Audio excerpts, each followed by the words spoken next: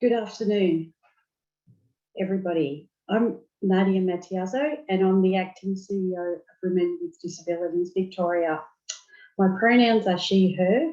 I'm very excited to welcome all our members and guests to WDV's online annual general meeting for 2021. Firstly, I'd like to mention that this AGM will be recorded. Your video and microphone should be off by default. But if you don't want to be filmed in the recording and your video happens to be turned on now, you can click or tap the stop video icon. The instructions are also on screen now.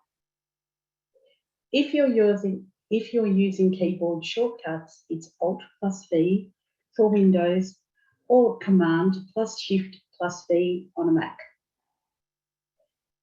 Now I would like to acknowledge the traditional owners of the land on which we're meeting across Victoria. In my case, it's the Wurundjeri people of the Kulin Nation, and I pay my respects to their elders past, present and emerging. At this point, I'd like to invite any elders present to offer a welcome to country. If you'd like to, I invite you to raise your hand virtually. I'll now explain how to do this on different types of devices. If you're on a computer, click on the icon labelled Participants, which will appear either at the bottom centre or top of your screen. In the window that then appears at the right-hand side of the screen, down the bottom, you will see a button labelled Raise Hand. Click on this to virtually raise your hand. On mobile, in the Zoom toolbar, select Show Participants. Select More, then select Raise Hand. If you are phoning in, you can simply press *9 on your keyboard. If you're using keyboard shortcuts, it's Alt+Y for Windows or Option+Y on a Mac. So again, if any elders are present who'd like to offer a welcome to country, please raise your hand now.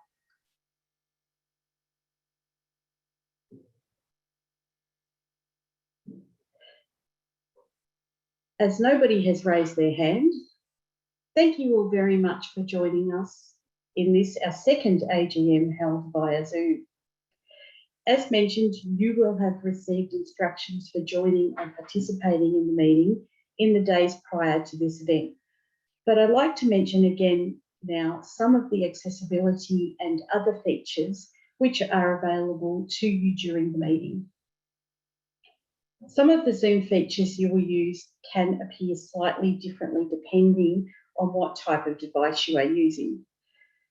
So we will try to explain all the options as clearly as possible.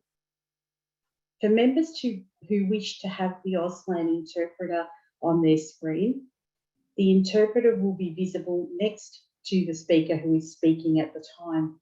That'd be me at the moment. We also have live captioning available. To access the closed captions, select the closed caption button at the top or at the bottom, or top of the screen. For keyboard or screen reader users, there are some keyboard shortcuts which can be used for Zoom. These are on your screen now. The commands are as follows and differ depending on whether you use Windows or Mac.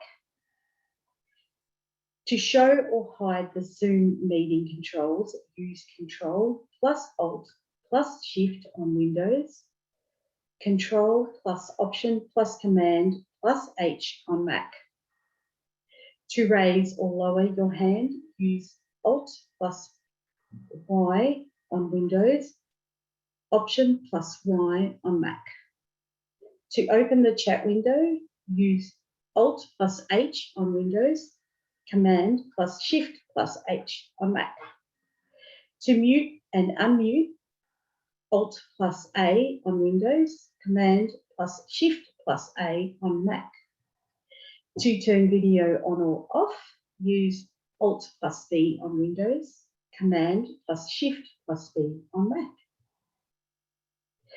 If you're due to speak during the meeting, you will be requested to unmute your audio and you will then be heard in the meeting. At a few points during the meeting, we will ask for a member to move or second a motion. If you wish to do this, we will need you to raise your hand virtually, and we'll explain how to do this again when we get to the first option, to the first motion. Later on in the meeting, the time will also come to vote for the new board members. Again, you will have received instructions on how to do this, but we will also explain this again just prior to that polling. This year, due to the COVID pandemic, the annual report has again been sent out via email to all members. You can also find a copy on the WDV website, and print copies of the annual report will be sent out via post for those members who request a print copy. Enough of the instructions. I'd like now to get underway with the business of this year's annual general meeting, which is also listed on the agenda sent out with your AGM notice pack. We have several apologies for this meeting, and Pip will now read those names. Thanks, Pip. Nadia, this is Kerry Doherty speaking. I'll be reading them on behalf of Pip. So the apologies, Deborah Vernden, Kay Timmins, Emma Clem, Jane Rosengrave, and Jodie Barney. Back to you, Nadia.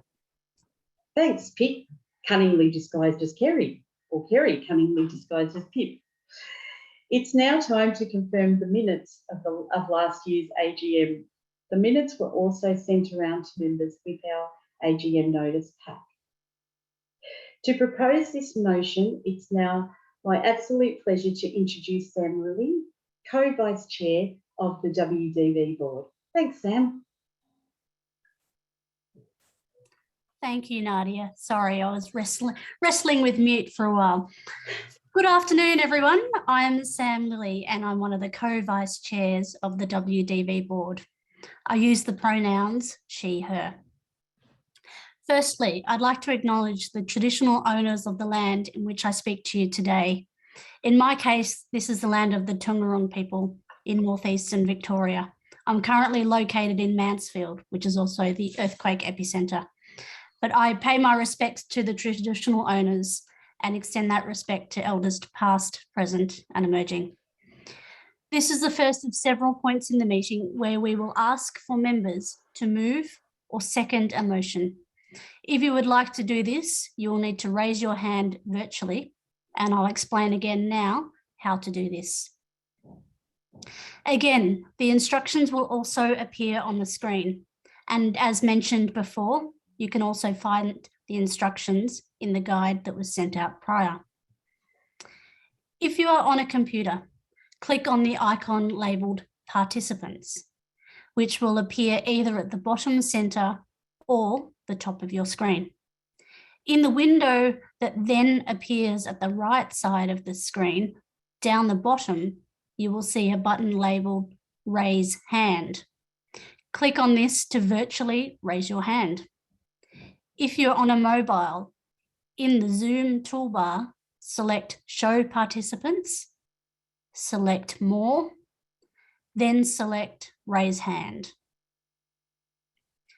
If you are phoning in, you can raise your hand by pressing *9 on your keypad. If you're using keyboard shortcuts, it's Alt-Y for Windows or Option-Y on a Mac. Before we move this motion, if anyone has any questions or comments about the motion, could we ask you to now either raise your hand, as I just described, or you can ask a question using the chat function.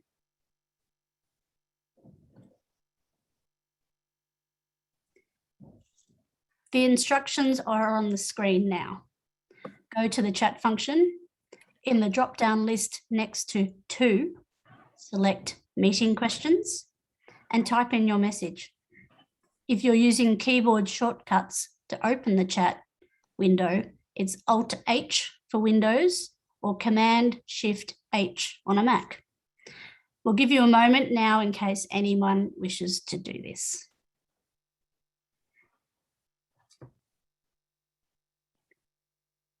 Laura speaking. I've noticed that Anna had raised her hand. So Anna, I just want to check in with you. Thank you.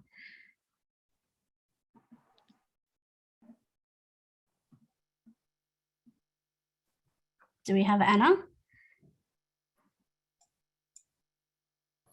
Laura speaking. It doesn't seem so. Anna, if you still have a question or would like to say something, please feel free to raise your hand again or put a message in the chat. Thanks. Thank you. Yes, I was just saying that I was just checking the function out, so sorry about that. No, not a problem at all. Thank you. And Okay. thanks for testing it out too. Okay, looks like there are no comments or questions. So I now propose a motion that the minutes of the 2020 AGM be accepted without amendment. Can I ask a member to move this motion by raising your hand?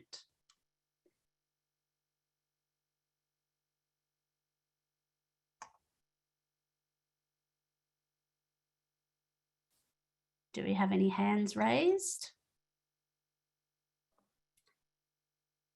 Laura speaking. Yes, I can see that Sam Gigliotti has a raised hand. Thank you very much. Thank you for moving this. Am I also able to ask a member to second the motion by raising your hand? Laura speaking. Yep. Diana, and I'm sorry, Diana, if I mispronounce your last name, Piantedosi has raised her hand. Fantastic. Thank you, Diana. Thank you for moving the motion and thank you for seconding the motion. I can now announce that this motion has been passed. Thank you. And I will now hand over to Imogen Newhouse, who will present the Chair's report. Thank you very much.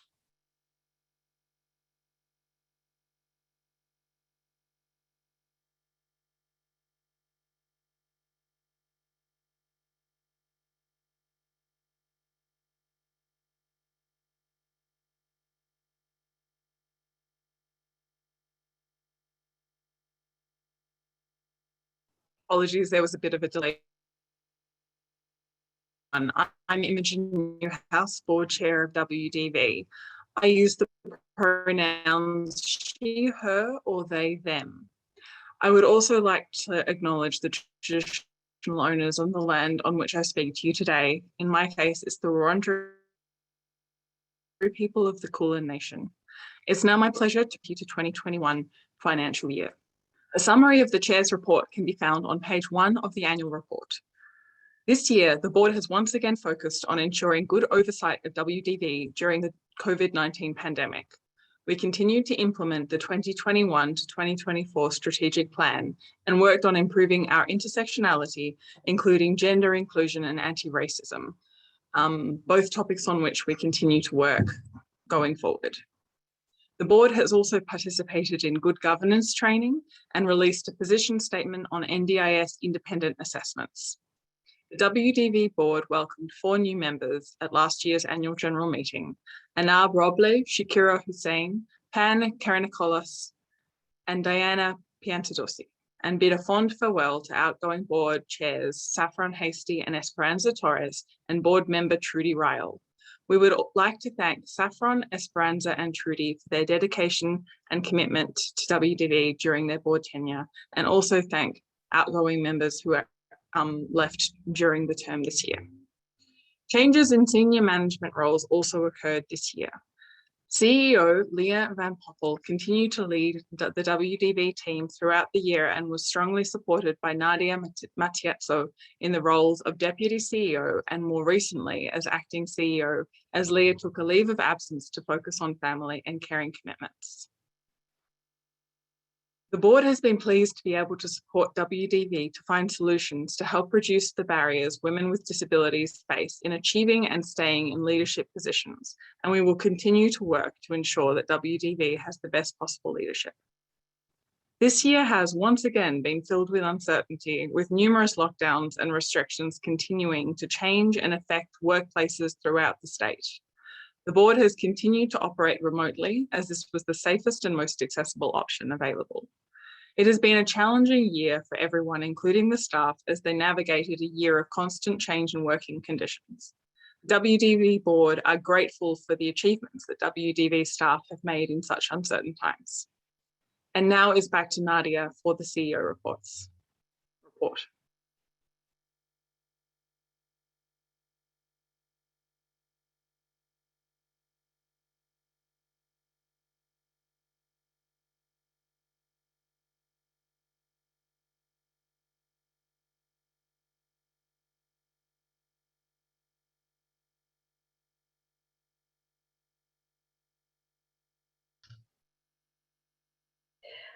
Thanks, Imogen. I'm now here to present the CEO's report for the 2020-21 financial year.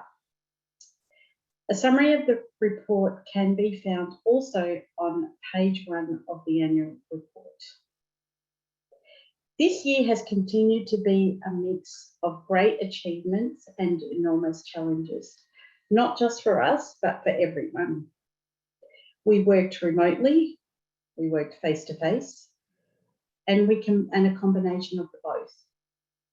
Our Community Inclusion and Women's Empowerment Program has finalised a project which identified barriers for older women, delivered workshops for women with disabilities and relevant community organisations regarding the Our Right to Safety and Respect resource, commenced reviewing and scoping current and future engagement with our youth community, as well as engaging with partners to deliver our next Enabling Women Leadership Program.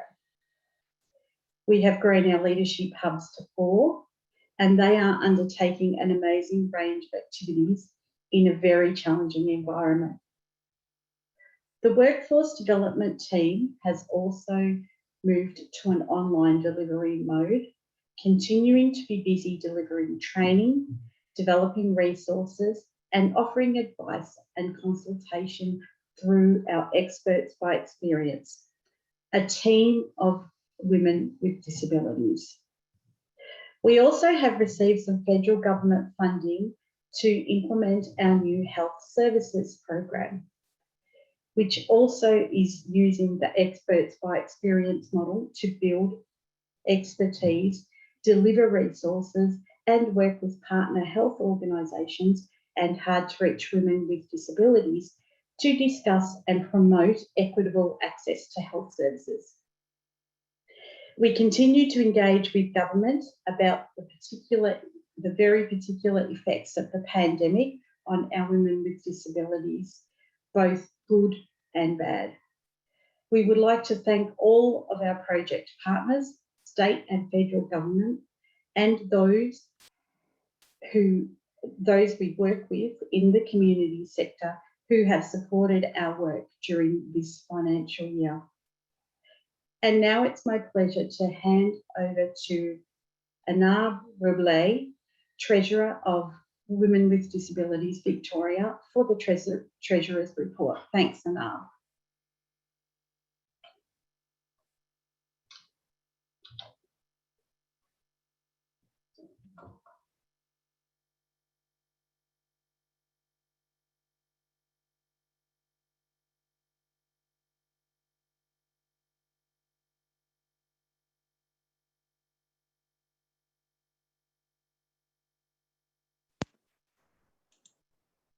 Apologies, are you able to hear me, guys? Yes, we can now. Yep. Good afternoon, Anna.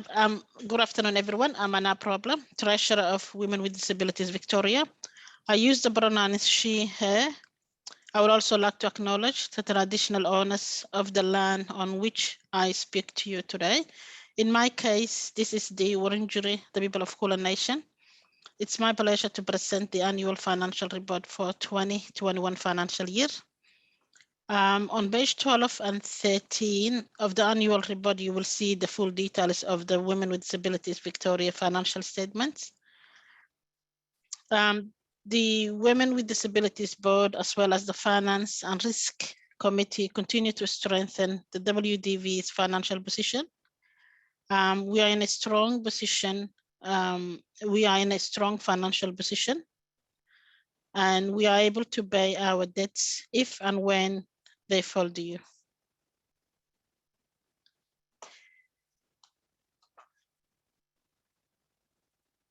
What have I done? Oh, the financial statements are here. Beautiful. So bear with me, I've lost my, I'd like to go back to short screen. Bear with me.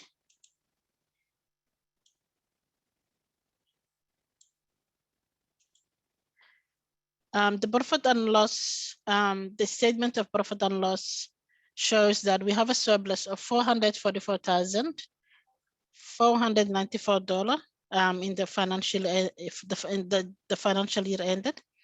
Our revenue also, the incoming revenue we received this year was $2,499,459, so it's almost 2.5 million.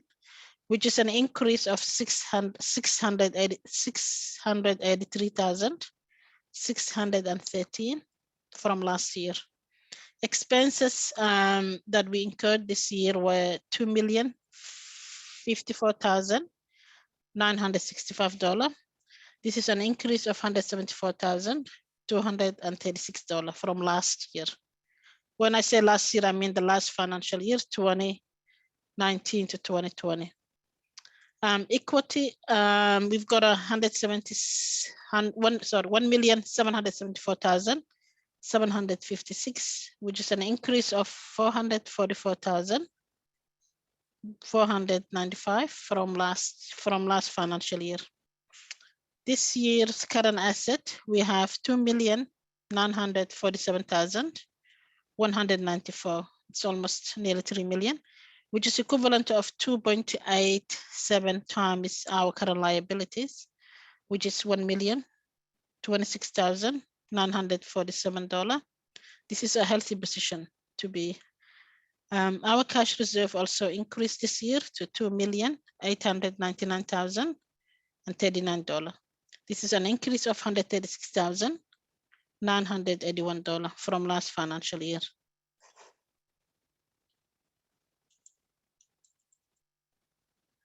Now, I would like to ask our members to accept the financial report before we move this motion. If anyone has a question or comments, could you please ask to either by raising your hand or ask the question by using the chat function?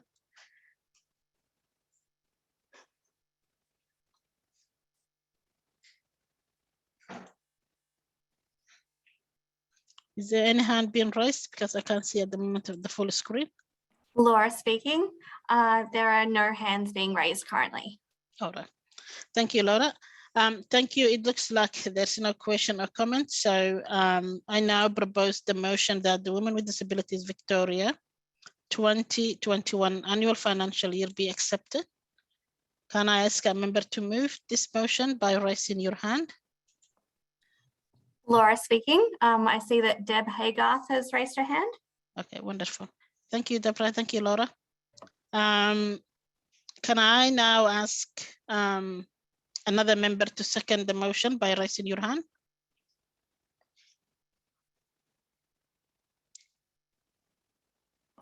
Laura speaking.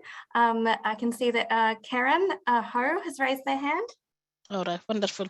Thank you, Laura. Thank you, Karen. I can now announce that this motion has been passed. Thank you. I think it's me, then again continuing. And now to our auditor. This year, we were also pleased to work with Moran Chartered Accountants as WDV's auditor for 2021 financial year. I would also like to acknowledge Zina Moran, who might be here with us today, and thank her for her work. I will now like to put a motion to members that Moran Chartered Accountants be appointed our auditor for 2021-2022. Again, if anyone has any question or comment, could you please ask, or either raising your hand or ask question using by the chat function.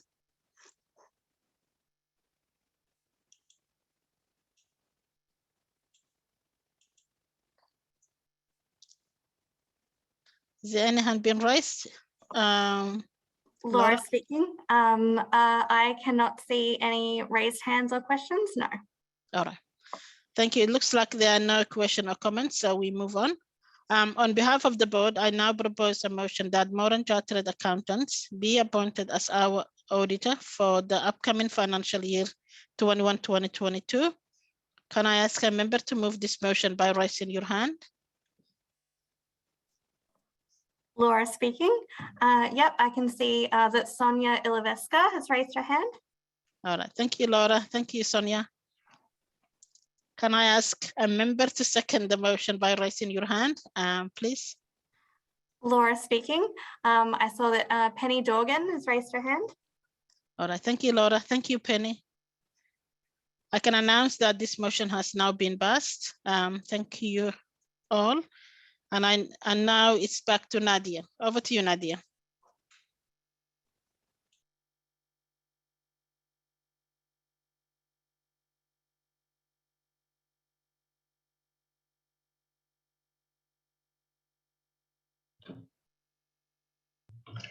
Thank you, Anna, for presenting the Treasurer's Report for this financial year. We now move on to a very special part of the meeting, the 2021 Brenda Gabe Leadership Award presentation. This year we have 13 fantastic nominees, all of whom have made great and significant contribution to women with disabilities in Victoria. We were also very lucky to have had Jacinta Parsons as our independent judge this year. Sadly, Jacinta is not able to be here today. However, she is eager to have some of the wonderful nominees featured on her ABC Melbourne radio program. We now have a short video outlining what the Brenda Gabe Leadership Award is and profiling our 2021 nominees. We then have an opportunity to hopefully chat with the previous winner, Shakira Hussain, about her experience of the award, followed by the announcement of the 2021 winner.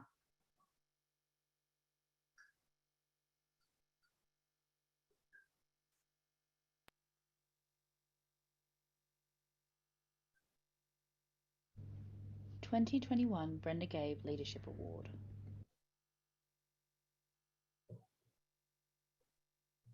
About Brenda Gabe. Brenda Gabe was a much-loved and respected member of Women with Disabilities Victoria.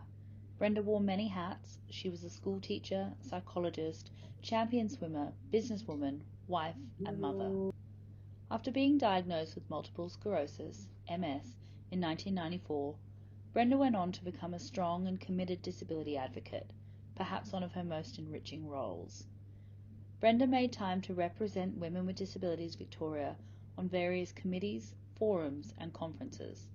She played a leading role in disability-related campaigns, including making both housing and public transport more accessible and preventing violence against women with disabilities. Making a positive difference for women with disabilities was very much at the forefront of all Brenda's activities. The image to the right of the text is a portrait photo of Brenda Gabe. She's sitting, looking directly at the camera, smiling. She's a Caucasian woman with short brown hair, blue eyes and glasses. She's wearing a black t-shirt with purple pashmina and purple beaded necklace.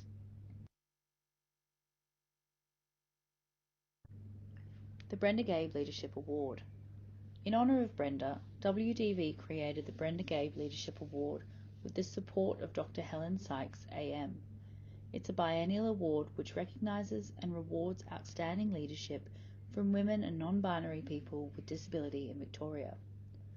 WDV invites nominations of individuals and groups who have made a contribution which has either directly benefited women with disability or enriched a more inclusive community for women with disability in Victoria. The recipient of the award will be announced shortly and will receive a $2,000 prize towards professional development or a capacity building project.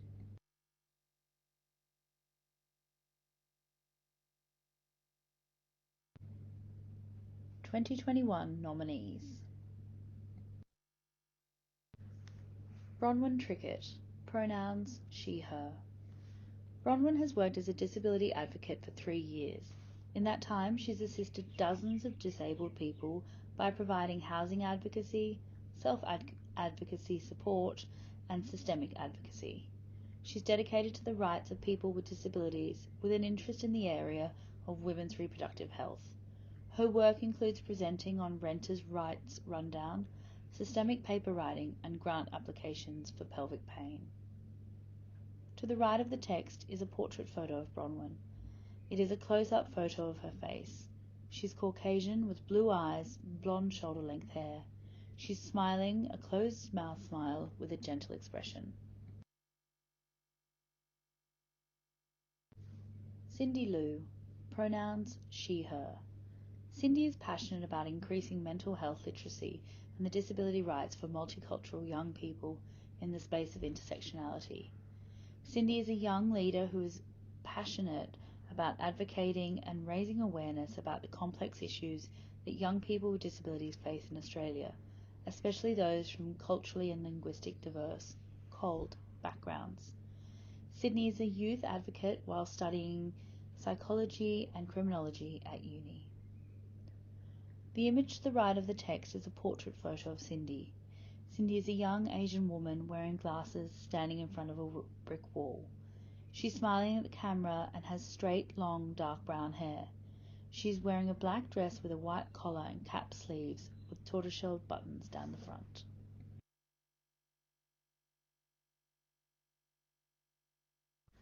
Eleanor MacDonald, pronouns they, them. Eleanor is a young disabled Indigenous person who passionately engages with disability justice, abolition, and Indigenous philosophies in their day-to-day practice. Eleanor's leadership and voice continues to encourage other young Aboriginal and Torres Strait Islander women and gender-diverse people to engage with the disability community. Eleanor has produced Mob Dreaming Up, Yarning Sick, Disabled Realities broadcast. They have writing in multiple forms across publications and have presented as part of the Disability Justice Network in the Emerging Writers Festival. The image to the right is a close-up photo of Eleanor. They are a young Indigenous person with green eyes and curly auburn hair. They are gazing at the camera with a closed-mouth smile. They are wearing a white collared shirt. Eva Siffers, pronouns she, her. Prior to injury, Eva was a professional dancer in both Australia and Japan. In 1999, she suffered a severe acquired brain injury and is also a cancer survivor. She has 3 Certificate 4s in Holistic Wellness, Community Development, Training and Assessment. Eva has her own business, By Accident, Australia's first peer-initiated, developed and led training for ABI. She's a practicing artist, professional advocate and trainer for how things can be made better. The image to the right of the text is a portrait photo of Eva. She's sitting in a car wearing a seatbelt. She's smiling directly at the camera. Eva has an olive complexion with brown eyes and brown hair pulled back off her face. She's wearing a grey jacket with a camouflage scarf.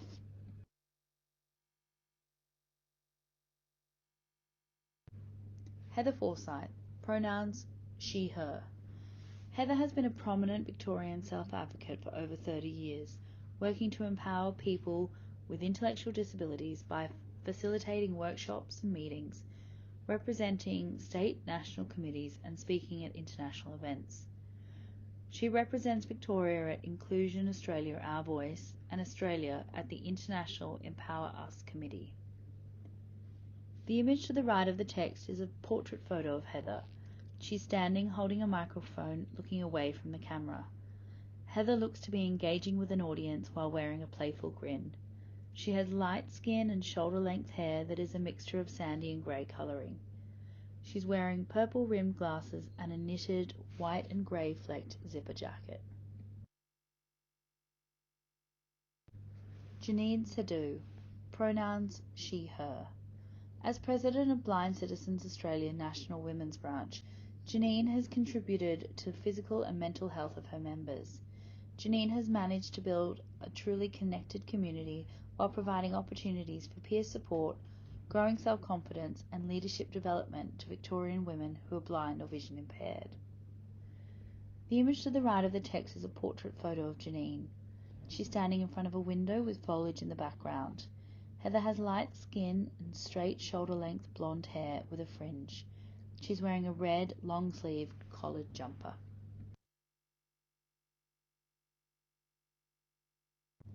Christy Forbes, pronouns she, her. Christy Forbes is a founder and director of InTune Pathways and the Neurodivergent Co. She designs programs for neurodivergent individuals, allies, health professionals, educators and families. Unlike many professionals working in the neurodivergent families, Christy is a parent to 4 autistic children herself and is proudly autistic, ADHD and PDA herself.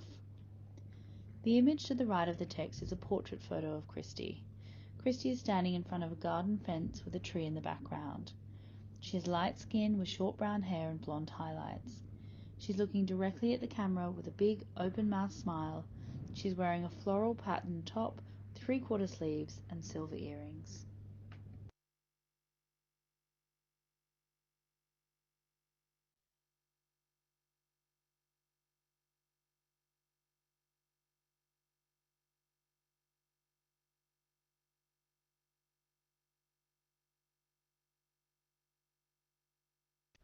Llewellyn Prain, pronouns she, her. Through her roles as public speaker and director on the boards of the Royal Victorian Eye and Ear Hospital, the Public Transport Ombudsman and Western Water, Llewellyn advocates for increased disability employment and inclusion. In 2020, Llewellyn founded Water Able, a network promoting disability inclusion in the Victorian water industry. The image to the right of the text is a portrait photo of Llewellyn. Llewellyn is standing looking at the camera with a full smile. She has light skin and short brown hair. Llewellyn is wearing a yellow dress with cap sleeves and a gold necklace.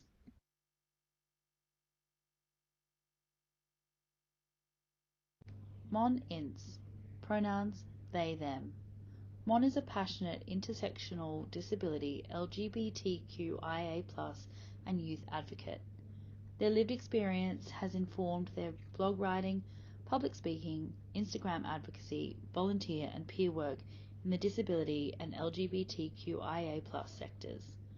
Mon's honours thesis investigates how disabled and LGBTQIA+ people resiliently respond to discrimination by connecting with community online. The image to the right of the text is a portrait photo of Mon. They are a young Caucasian person with short brown hair, blue eyes, wearing glasses. They are looking at the camera with a closed-mouthed smile. They are wearing a white t-shirt with black leather jacket and assorted earrings in their left ear.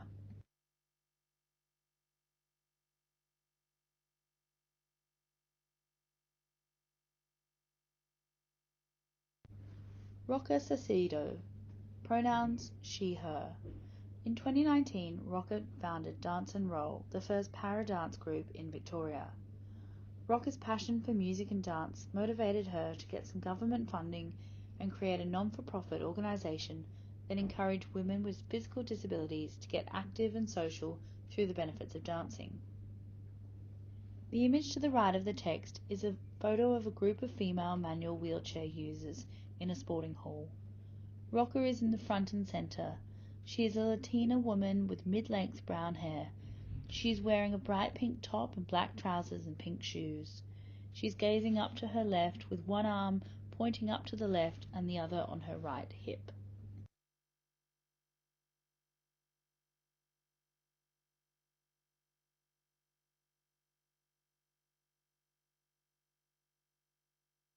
Vicky Carney, pronouns she, her. The various roles of Warrnambool City Council, WDV and now Empower, Vicky has brought rural women with disabilities into the public view. Through support and empowerment, Vicky works to normalise women with disabilities. The image to the right of the text is a portrait photo of Vicky. She's a Caucasian woman with blue eyes and chin-length hair. She's standing looking directly at the camera with a big, open-mouthed smile. She's wearing a red jumper, black and multicoloured polka dot scarf.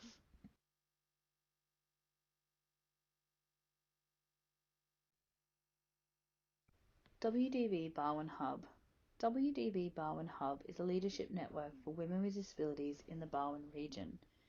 Their work has included hosting sold-out performances of the Hope Song during Mental Health Week in Geelong.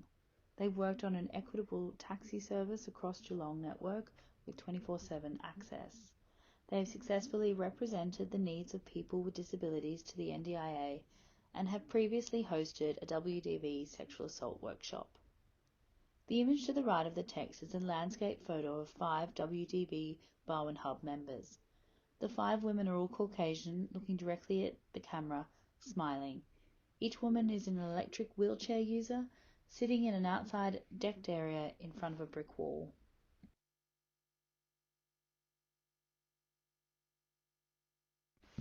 Thank you to all our nominators, Dr. Helen Sykes, AM, judging panel, and our guest judge, Jacinta Parsons.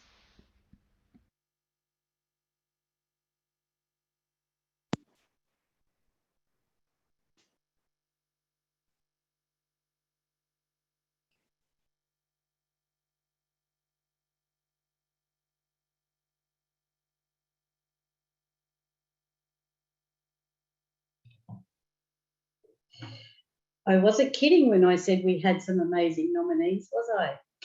As you can see, all the nominees for this year's award deserve an absolute round of applause. And I know we're in the virtual space, but I'm going to applaud anyway. Congratulations to everybody.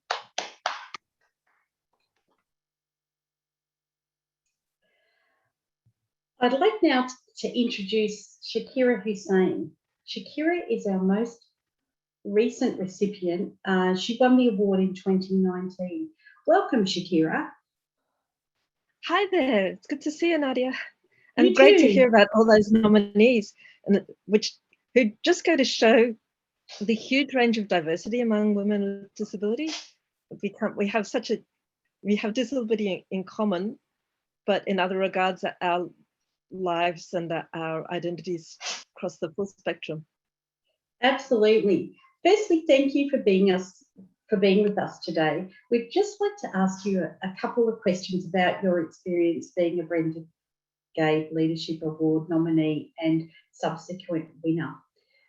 Firstly, can you tell us a little bit about yourself, Shakira, and maybe the work that you do? I'm a writer and academic affiliated with the University of Melbourne. My PhD is in sociology, and my main area of expertise is issues around Muslim women, gender violence and racism, and also issues to do with South Asia. Although I have been writing and publishing more and more about disability-related issues as well, I have a chapter in a book which is edited by another member of Women with Disabilities Victoria, I believe, on parenting with disability, that's coming out in March next year, I believe. And I've published on this topic before.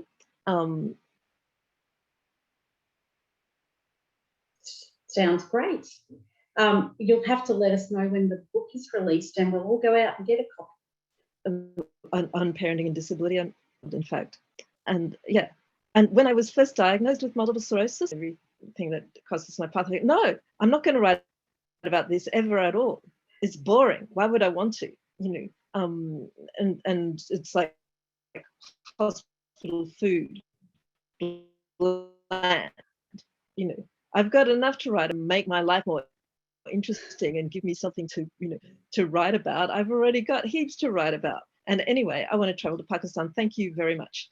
But I wasn't able to maintain that resolution. And once I became aware of various fantastic and inspiring disabled writers, the late Stella Young, of course, not least among them, I no longer wanted to steer clear of that topic. That's a long answer. That's a long answer to your question. So that's great. No. here I am. Amazing. So what does the Brenda Gabe Leadership Award mean? You can hear me across the connection. Sorry, could you repeat that question? Sure, the joys of virtual communication. So the next question is, what does the Brenda Gabe Leadership Award mean to you, and what has it enabled you to achieve?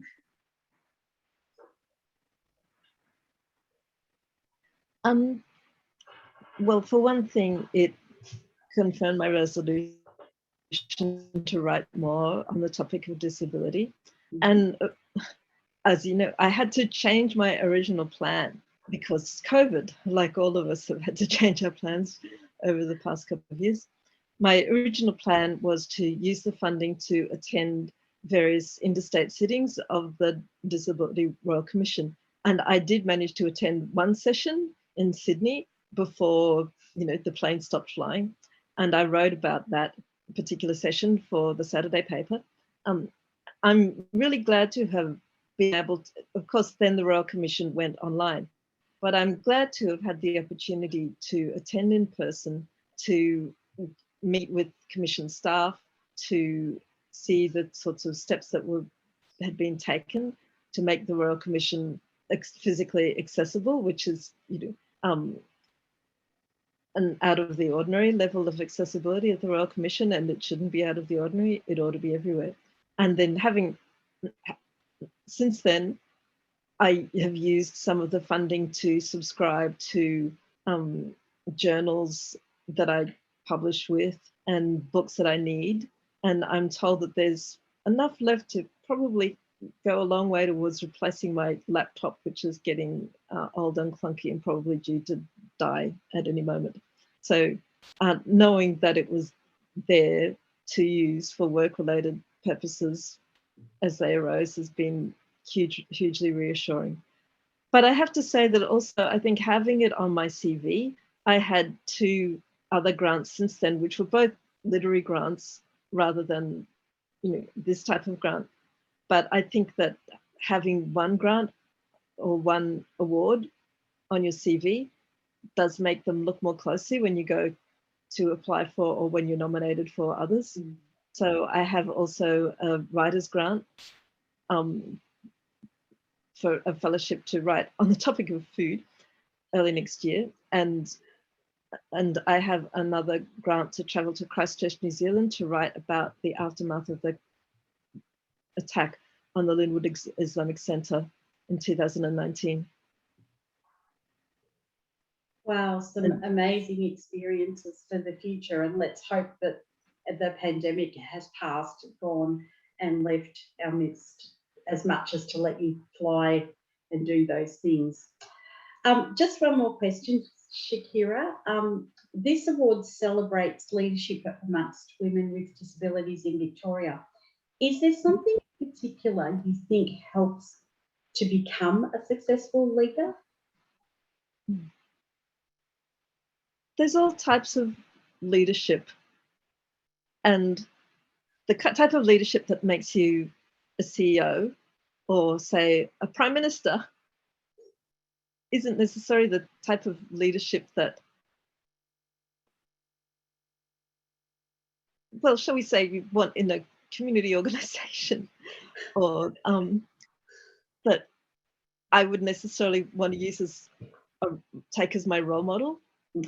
So I might answer your question in a roundabout way and talk about the type of leadership that I have benefited from myself, and that I take the aspect of leadership that I take pleasure in. And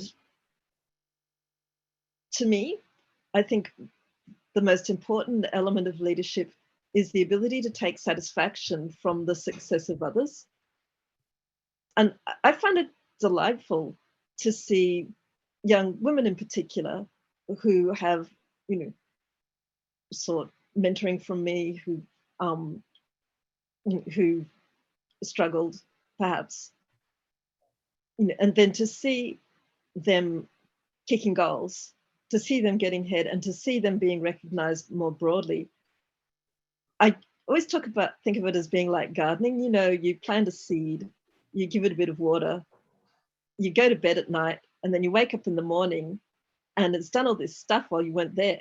It's blossomed, it's borne fruit, it's looking spectacular, and everybody walking past says, wow, look at that amazing whatever the hell it is behind that fence. Wonder how that got to be so gorgeous and flourishing. And if you go to bed without finishing the piece that you're working on, it doesn't actually have any more words in the morning when you wake up than it did when you went to bed. But that type of gardening and that type of leadership, that type of mentoring, it does go on flourishing while you're not paying attention to it, Sorry, does that make sense? Does that remotely answer the question? Absolutely, Shakira, and I love the analogy, except that I'm a really bad gardener. So I'm not going to continue that conversation about my gardening.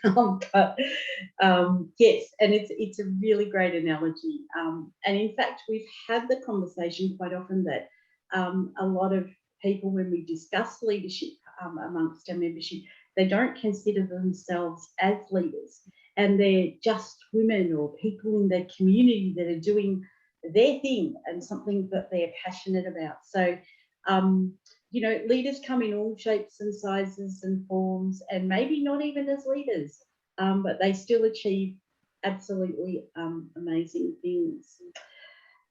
Thank you, Shakira, for being with us here today and sharing your experience. And I wish you all the luck in your future endeavours. Thank you. Thank you, Nadia. And I'm so grateful for the opportunity that the Brenda Gabe Award has given me. And I can't wait to see what, not just the person who wins the award this year, but all the other nominees who sound so interesting and fantastic, where they go next. Oh, absolutely. We had such a great group of nominees this year. It was such a hard decision. And I can speak from direct experience in supporting that decision-making process. But we are here to announce the winner of the 2021 Brenda Gabe Leadership Award. I am very, very pleased to announce that this year's winner is Eleanor McDonald. Congratulations, Eleanor. Would you like to say a few words? Hi, hello. Oh my goodness, I didn't actually expect to win. Everyone was so impressive and amazing. I'd like to thank everyone, my friends who nominated me, and for, I guess, selecting me, and also say hello to Shakira. Shakira actually tutored me in a uni subject, and it was one of my favourite and most enjoyable experiences. I don't know quite what I'm going to do just yet, but I know it's going to be something about supporting disabled Aboriginal people and Torres Strait Islanders, and getting their voices out there in whatever way I can. So yeah, thank you very much. I'm really honoured to be awarded this, and I hope to do the award justice in the future. Thank you, Eleanor, and I'm sure you will.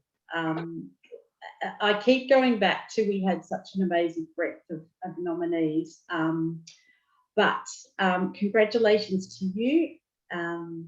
Congratulations to all the nominees. and we hope to see what you do with your prize soon. A big thank you also to our judging panel, including our independent judge this year, Jacinta Parsons. And now we'll take a break for 15 minutes. At the end of the break, we'll return to hear from this year's nominees for positions on the board of WDV, and we'll elect our new directors.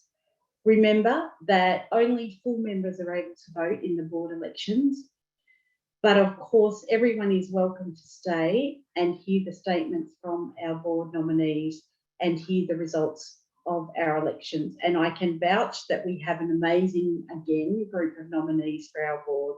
So we'll now throw to a 15-minute break and be back soon.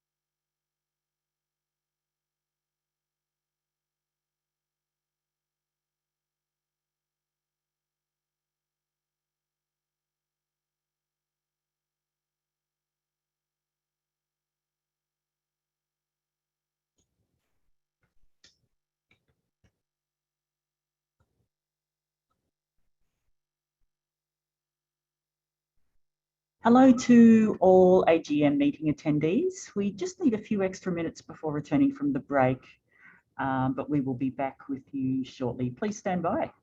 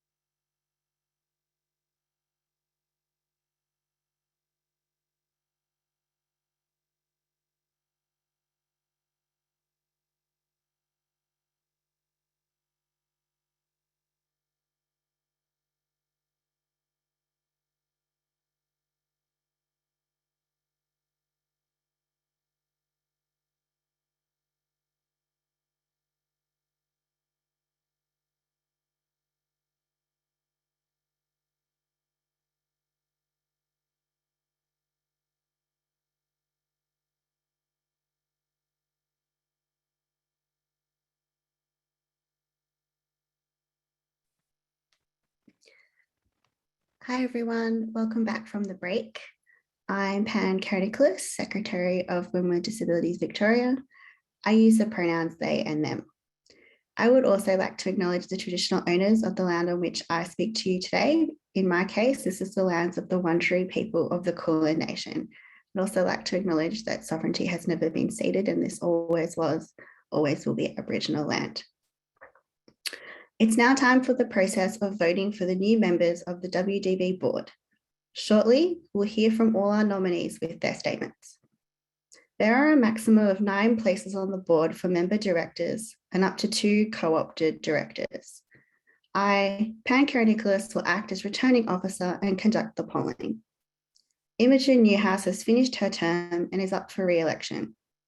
Additionally, there are 3 vacancies from the resignations of Marie Allen, Sharon Granick, and Susan Stork Finlay.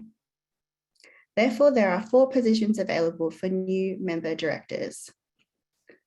There are new nominations from Alex Holland, Helena Jordan, Emma Clem, and Gillian Victor. Imogen Newhouse is restanding for her 2nd term with the WDV board. Because the number of nominations we have received exceeds the number of vacancies to be filled, a vote will be held in accordance with clause 21.3 of the Constitution. Votes for the 5 nominees will be tallied in simple form, not a preferential system. This year, we will be holding a separate poll for each of the 4 available positions on the board. As a full member, you can vote for the one candidate you most prefer in each poll, but as there are 4 positions available, you can choose to vote for up to 4 candidates altogether, 1 in each poll. I'll explain this more a little later. The candidates with the most votes will be declared elected to the 4 vacant board positions at the end of the polling. I now invite the board nominees to present their personal statements. The nominees have been numbered according to alphabetical order of surname and will be called in that order. Copies of their statements have also been sent out in advance to all full members, so you can refer to these written statements as well. After the nominees have presented their statements, we will present the first polling window and I will give you instructions for how to cast your vote. I will then invite all full members to cast their vote for one nominee only in each poll. As there will be separate polls for each board position, please, as you consider the nominees, make a note of up to 4 candidates you would like to cast your vote for. But right now, I'd like to introduce our first nominee, Alex Holland. Kerry will be reading the statement on behalf of Alex. Good afternoon, everybody. I'd like to read the nomination summary on behalf of Alex Holland. Alex uses the pronouns she, her. The nomination summary. Tell us about yourself, who you are, what communities do you belong to, and what you're passionate about. I'm a young woman living with cerebral palsy in regional Victoria. After practicing as a lawyer at the NDIA for 2 years, I recently left to join the SDA Alliance in a senior policy role. In this role, I've been able to pursue my, just turning a page, passion for improving the housing outcomes of people living with disability across Australia. I volunteer my time outside the workplace with Uniting, the Geelong City Council, and have recently joined the WDV Governance Committee as a co-opted member. I am passionate about ensuring the disabled voice is present in any research or policy relating to disability. The next question, why are you interested in being a director on the WDV board? I'm interested in being a director on the WDV board to become more involved in the Victorian disability community, to refine my leadership skills, and to learn from fellow women with disabilities. Next question, what do you want to achieve as a director of WDV? COVID-19 has isolated many women with disability over the past 2 years. I'd love to see WDV run more informal and formal online sessions to ensure women with disability feel connected, valued, and remembered. As a director of WDV, I would like to push this onto the 2022 agenda. Just as a note, There is no conflict of interest that Alex holds. The next question is, tell us about any disability or community skills, experience and/or expertise you can offer the WDV board. I have a legal background with excellent knowledge of disability human rights. I am familiar with disability-related legislation, both federal and state, and have a good understanding of the CRPD, including how it can be used to advocate for change. My previous work experience at the NDIA as a graduate, paralegal, and lawyer informs my understanding of the NDIS, the disability sector more broadly, and how government functions. My lived experience of disability informs my understanding of accessibility issues and everyday barriers. I am currently employed as a senior policy officer and am proficient at writing about disability-related issues. Next question, tell us about any professional skills, experience, and/or expertise you can offer the WDV board. I spent 2 years working as a corporate lawyer at the NDIA and have a good understanding of governance and risk management issues. I have excellent research skills and my writing skills are well developed. Next question. What do you think are the most significant challenges and opportunities for women with disabilities in Victoria? Women with disability face significant disadvantage when it comes to education, employment, healthcare, and leadership roles, especially when compared to men with disability. I would love to see Victoria lead the way in reducing the gap of disadvantage and improve the outcomes of women with disabilities across the state. WDV is a unique organisation that can address this systematic disadvantage through community education and advocacy. And the last question, is there anything else you want members and the board to know? Due to disability, I have a speech impediment and would request reasonable adjustments to participate, which we would be more than welcome to do. Thank you so much. This is the statement to be read on that I've read on behalf of Alex. Thank you. Back to you, Pan.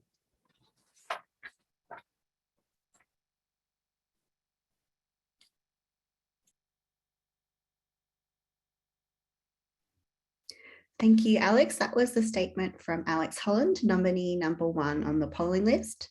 Now to our next nominee, Helena Jordan.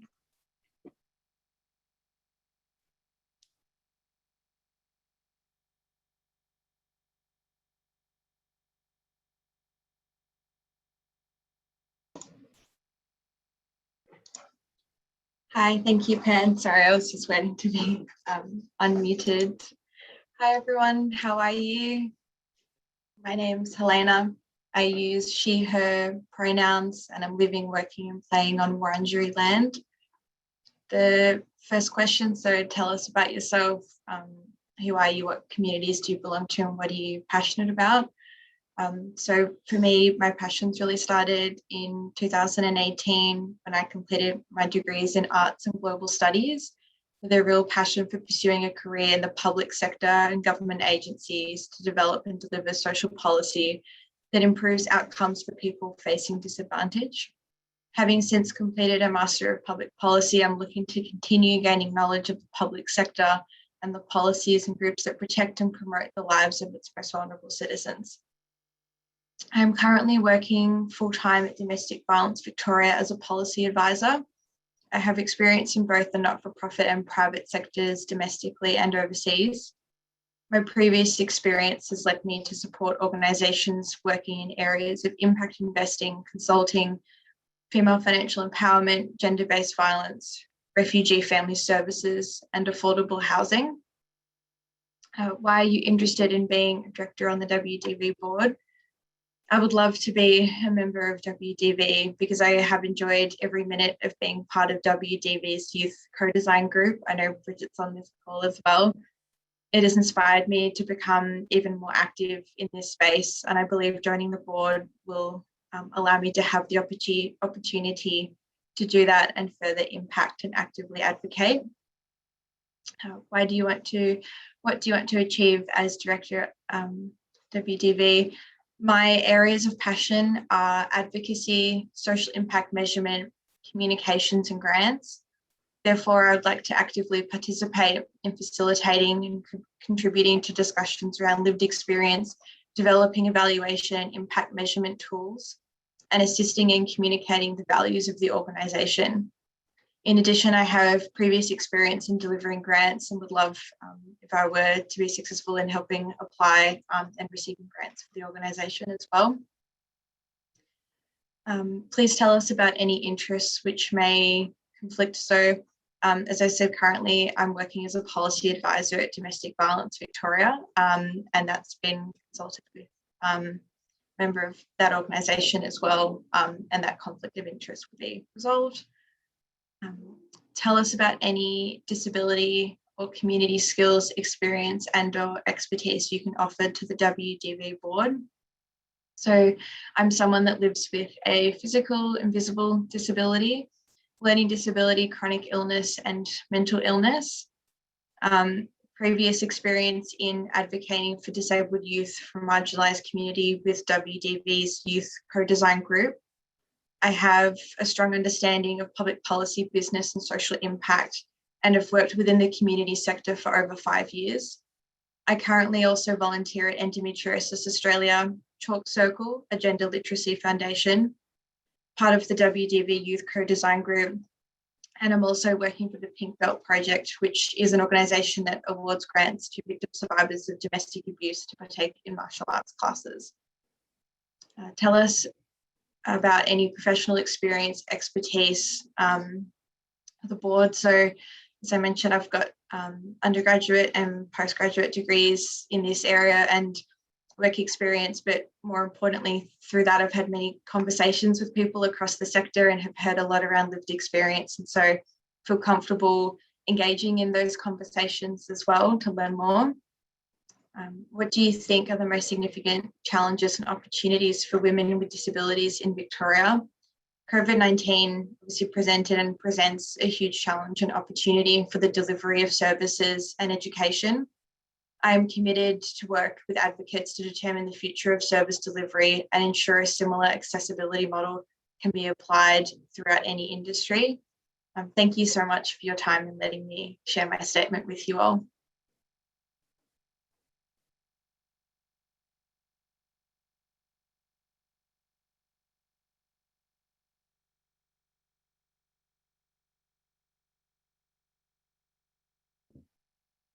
Thank you, Helena. So that was Helena Jordan, nominee number 2 on the polling list. Now to our next nominee, Emma Clem, and Kerry will read the statement on behalf of Emma. Thanks, Pam. I'd like to read the nomination summary on behalf of Emma Clem. Tell us about Emma uses the pronouns she, her. Tell us about yourself, who you are, what communities do you belong to, and what you're passionate about. My name is Emma. I'm a person with MS. I work casually as a suicide bereavement counsellor. I have just completed my bachelor's in psychology at La Trobe Uni. I live in Bendigo and I love being part of the Bendigo community. I have a 3-year-old daughter, Nazarena, also known as Naz or Nazzy. She attends daycare and is an absolute delight. My husband, Reagan, is a huge supporter and cares for me when I need it. I am passionate about suicide prevention and support. I am passionate about raising awareness about what it is like to live with a chronic illness. I do this through my Instagram account, ms_NEWB, where I explore my MS diagnosis and educate myself and friends and family about it. I'm also producing a short story about living with MS to help normalise our experience for my daughter. The next question, why are you interested in being a director on the WDV board? I'm interested because the board would be a great group for me to connect with. My identity in life has gone through upheaval during the onset of symptoms and diagnosis of MS. I believe that by being part of a proactive group would help me to find the best in this journey. I'm impressed with the advocacy and education work that WDV do, and I would be very proud to be a part of it. Question, what do you want to achieve as a director of WDV? I hope to connect with a group of like-minded individuals and give my support, knowledge, and experience to good use. I would hope to raise awareness in regional Victoria on who WDV are and help advocate for women in my community. I would like to learn more about WDV and what work can do to lift its profile and help women with disabilities have their voices heard. Please tell us about any interests which may conflict with or are relevant to your role as a potential director of WDV. I do not believe I have any interests that would conflict or that are relevant. If anything comes up in the future, I'm sure to advise the I will be sure to advise the WDV board. Question, tell us about any disability or community skills, experience and or expertise you can offer the WDV board. Being part of the medical world, I have learned to advocate for my right to medical care. My first experience in hospital was a lot like many other women with chronic illness. I sensed that I wasn't being believed or taken seriously. I believe the hospital system is biased against invisible disability, which the majority of the time affects women. I advocated for myself by not accepting nothing was wrong and finding an appropriate neurologist to do the detective work to figure out my diagnosis. Question, tell us about any professional skills, experience and or expertise you can offer the WDV board. I have previously been on the Young Professionals Network Bendigo board. I assisted with marketing and events coordination for the group. My professional working background is PR, events and marketing, and administration. I was a part of changing policy at GrainCorp, I should say, to ensure that the first painted silo at Brim could go ahead. This has led to an Australia-wide silo art, often in small rural communities, which provides a tourism boost for them. This project also involved networking with multiple partners, such as the Brim Community Advisory Group and the Art PR Company. My psychology degree has given me useful research and report writing skills. Next question. What do you think are the most significant challenges and opportunities for women with disabilities in Victoria? We know women with disabilities are at high risk of abuse, neglect, and invisibility. I think that the most significant challenge is to empower women with disabilities to advocate for their rights. COVID poses a significant challenge to the health and safety of women with disabilities, whether they can be vaccinated or not. We are the most vulnerable to the effect of opening back up and what the risk of COVID could mean for us. Women with disabilities have a right to feel safe in their community. This is a challenge during normal times, but with the addition of COVID, makes this even more challenging. There is an opportunity here to educate the community of this and give a voice to any concerns women may have about living with COVID. Question, is there anything else you would want members and the board to know? Thank you for considering my application. I believe I have a lot to learn about WDV. I am willing and able to put my passion, time and energy into something so worthwhile. I hope to add a regional perspective to the board and put my years of experience of corporate work into something good. That's the end of the statement. Thank you very much.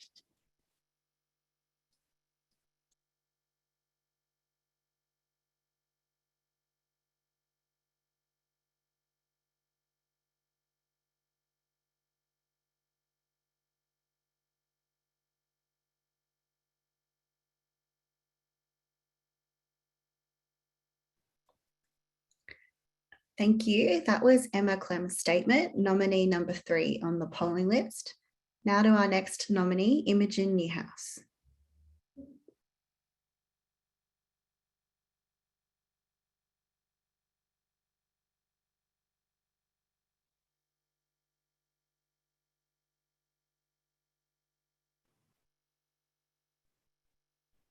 Hello, I'm Imogen Newhouse.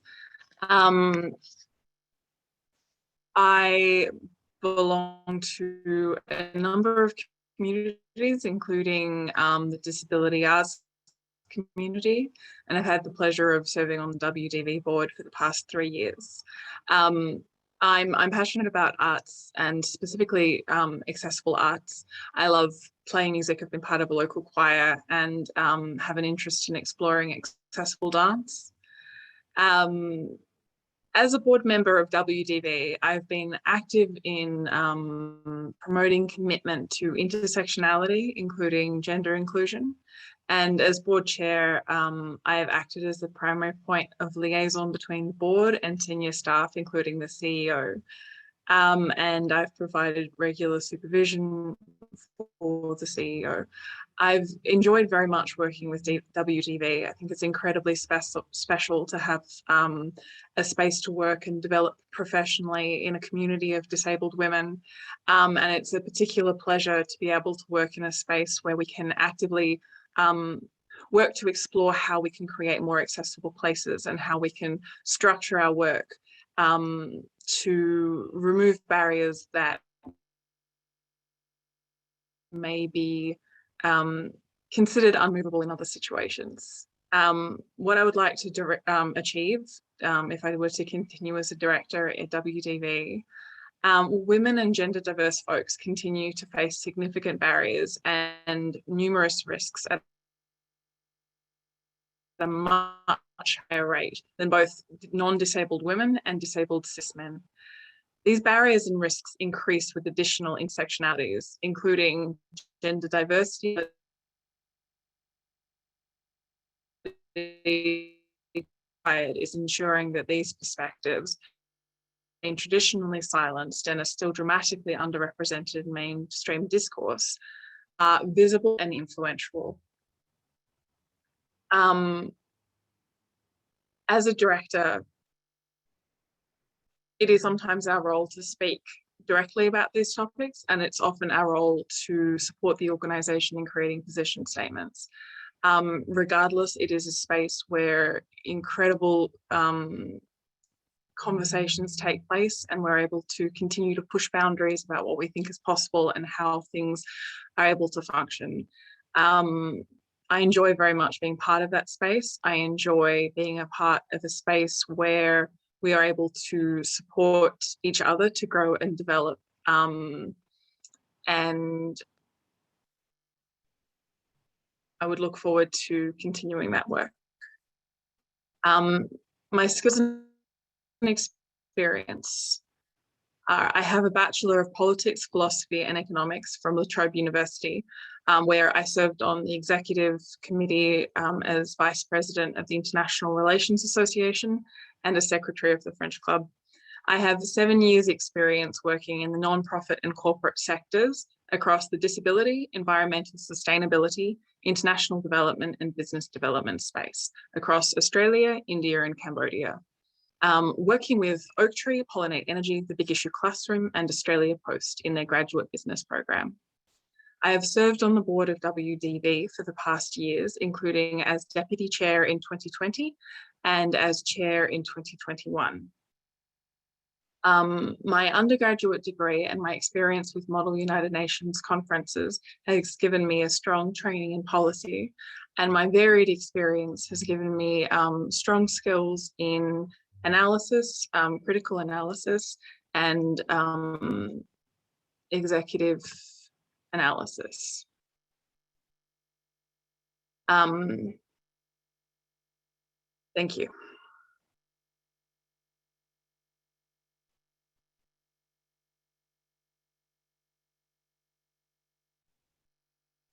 Back to you, Pam. Thank you, Imogen. So that was Imogen Newhouse, nominee number 4 on the polling list. Now to our final nominee, Gillian Victor.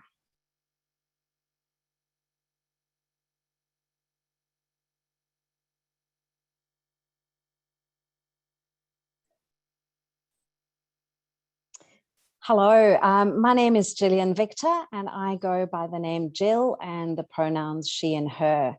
I'd like to start by acknowledging the worthiness of every nominee for the positions available on the board.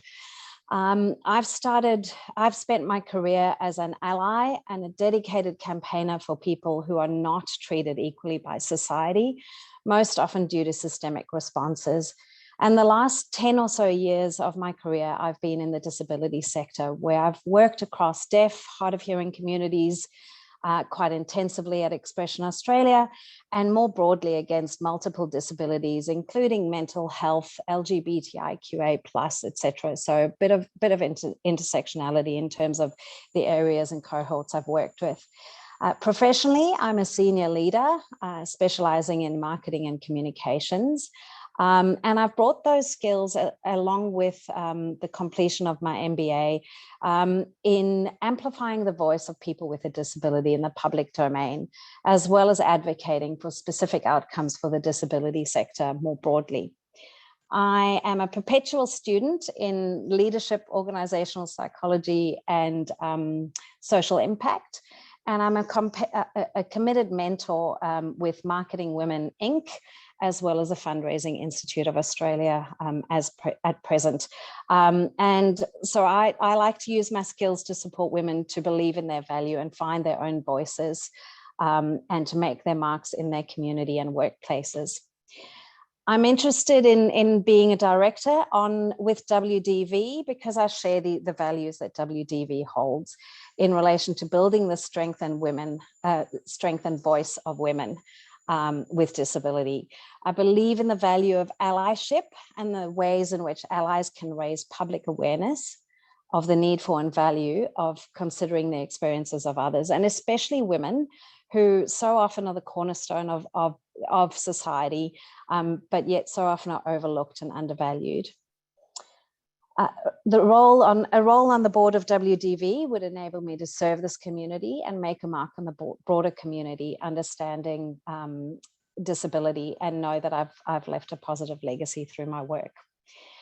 What I'd like to achieve as a director, I'd love the opportunity to support women with a disability to tell their own stories in the places that matter, to drive awareness of the need for and value of considering the experiences of women with disability, and to do that within government policy making, but also within organisations and even the general community.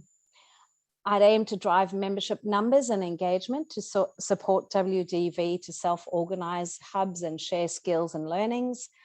And I'd aim to bring my networks across different disability sectors to support WDV to reach strategic goals. I'd also bring my skills in organisational growth and sustainability to WDV, as well as in supporting leadership and organisational development. In terms of any conflicts of interests, I'm currently working at Able Australia in a leadership role there, which of course is another disability service provider.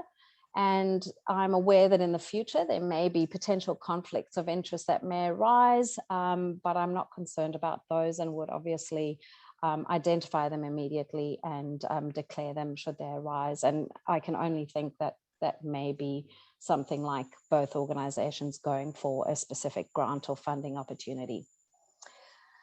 In terms of the disability or community skills and experience that I can offer WDV, I bring over 10 years of leadership in the disability sector, where I've been advocating on behalf of people with a disability to a wide range of stakeholders, including government agencies, public and private sectors. And that's crossed LGBTIQA+, deaf, hard of hearing, called and low vision, and including those disabilities which are invisible and with high levels of public misunderstanding and need for education. In terms of my professional skills and experience or expertise, primarily my background is in marketing, fundraising, and stakeholder engagement, while supporting strategy development and organizational growth and transformation. I've got a strong focus on community engagement and partnership development, And I've backed this with the completion of my MBA, as well as my ongoing mentoring that I do and love in my personal capacity as well. I have a range of skills in strategy and organizational development and stakeholder engagement. And in terms of communications, I'm proud to have developed accessibility guidelines for website and other communications beyond WCAG guidelines, developing the world's first bilingual Auslan platform. It is a particular passion of mine, accessible information and communication. What do I think the most significant challenges and opportunities are for women with disabilities in Victoria? I'd say that in a world crowded with voices, a key challenge is in supporting women with disabilities by building their own capacity to navigate systems in which barriers remain. And I think so often the prevailing ableism and prejudice against women is left unseen and in fact, even internalized by women. And the opportunity here lies in building the capacity of women to identify these attitudes and barriers, and to support women to call out these attitudes and dismantle the barriers through training and resources and support. When women with disabilities find their voices against these attitudes, the environment is created that these women feel able to take up the opportunities that are like there and have a voice at the table. Is there anything else you'd want the members and board to know? I think you're in a unique position where every nominee is a fantastic option. WDV has come highly recommended by a professional who is a member with WDV and who works in the disability sector.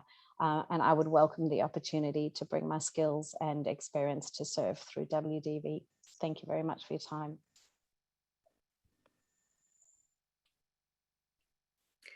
Thank you, Gillian. That was Gillian Victor, nominee number 5 on the polling list.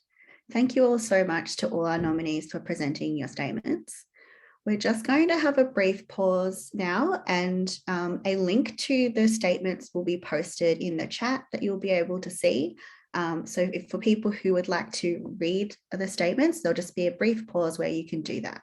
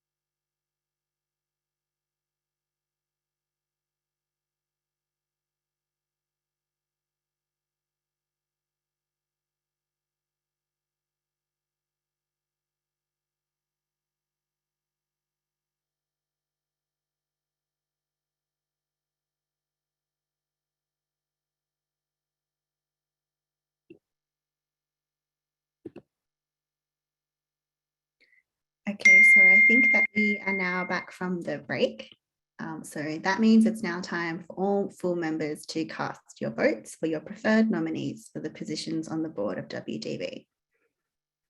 For any associate members or other guests at our AGM who don't have voting rights, we will place you in a breakout room for the duration of the polling and you won't see the voting window. For voting members, in a moment, a polling window will appear for you to select your option and cast your vote. We will run a poll for each positions. This means as members, you'll be able to vote for up to 4 different nominees for the 4 different positions. We will run the 4 polls one by one. Each time you will be able to select one nominee. The nominees will be listed and numbered alphabetically with a button against each name. If you're using a screen reader, you should be able to read down the list of names in the polling window and use your keyboard to make your selection from the radio buttons. In each poll, when you've made your selection, the submit button will be highlighted. Select submit and the polling window will disappear.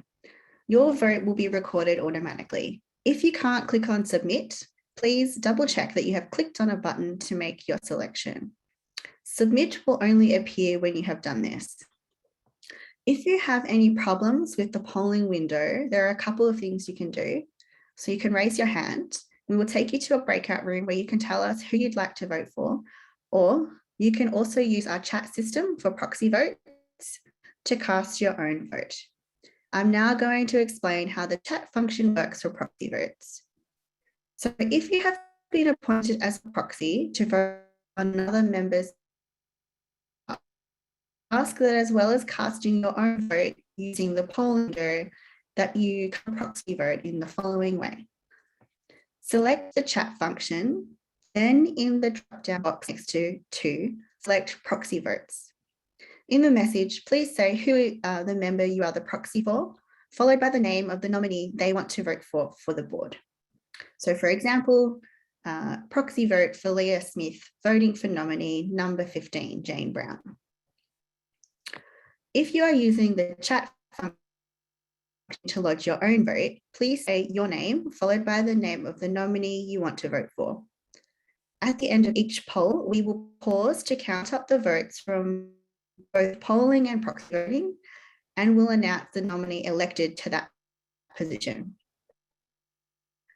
We have some rules from the Women with Disabilities Victoria Constitution about how voting must be conducted.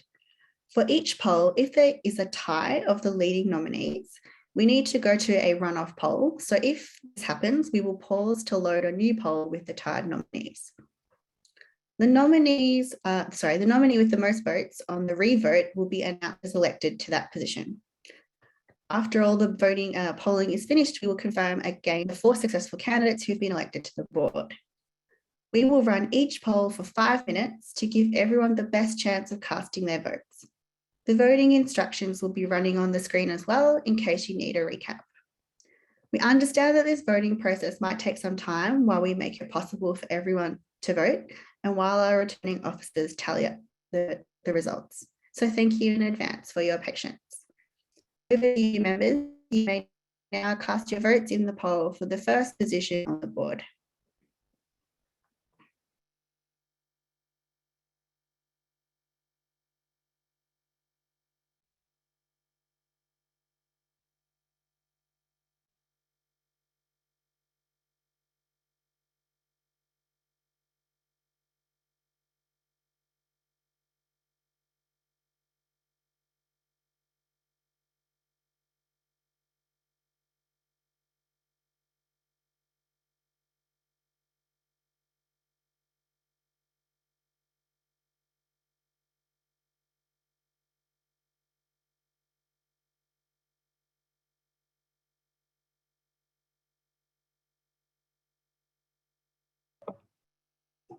Laura speaking. I can see that Diana, you've raised your hand.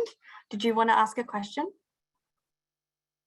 Oh, your mic is off. Sorry, I'll just see if our support person can put your mic on.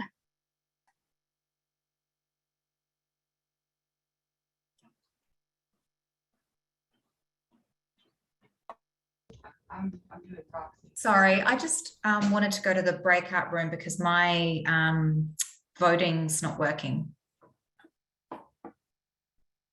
Okay. The poll's not working, that's all. The voting hasn't started yet, but there's a small delay before the poll window will show up. Perfect. Sorry, thank you.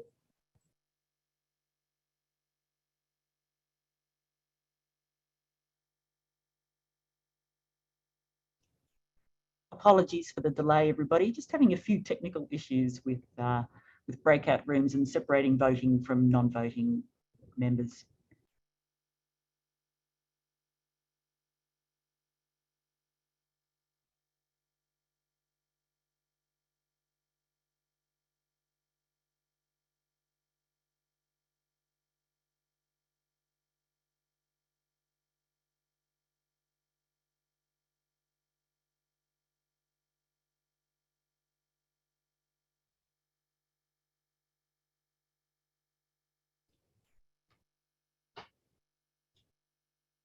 Apologies, everyone, as we attempt to set up this first polling window. Won't be long. Oh, here it comes.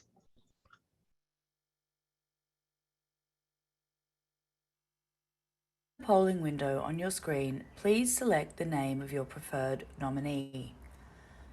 Then hit Submit.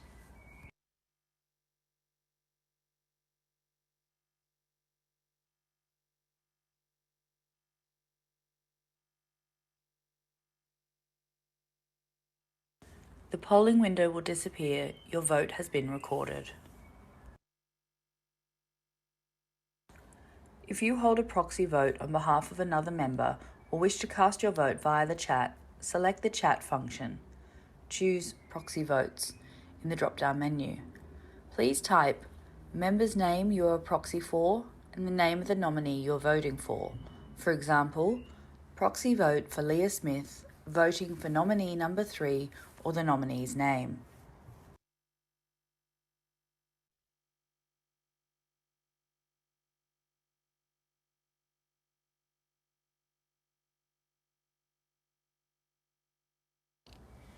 If you have any problems with the polling window or need assistance casting your vote, there are a couple of things you can do.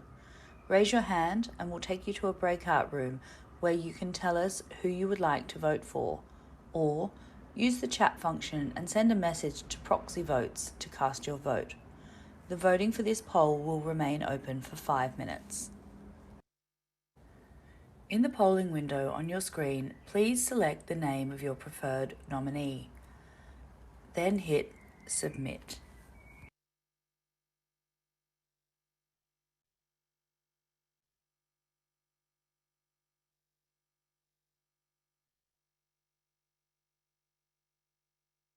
The polling window will disappear. Your vote has been recorded.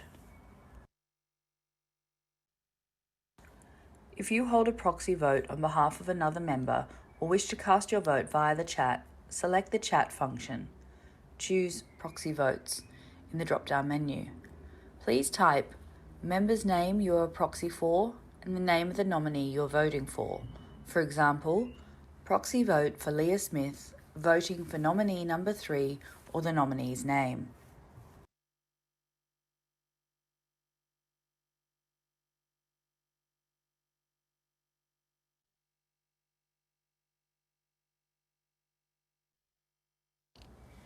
If you have any problems with the polling window or need assistance casting your vote, there are a couple of things you can do. Raise your hand and we'll take you to a breakout room where you can tell us who you would like to vote for, or use the chat function and send a message to Proxy Votes to cast your vote. The voting for this poll will remain open for 5 minutes. In the polling window on your screen, please select the name of your preferred nominee. Then hit Submit.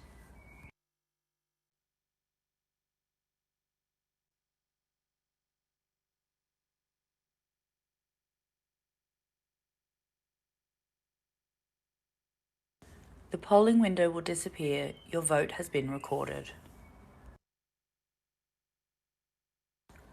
If you hold a proxy vote on behalf of another member or wish to cast your vote via the chat, select the chat function. Choose proxy votes in the drop-down menu. Please type member's name you are a proxy for and the name of the nominee you're voting for. For example, proxy vote for Leah Smith, voting for nominee number 3 or the nominee's name.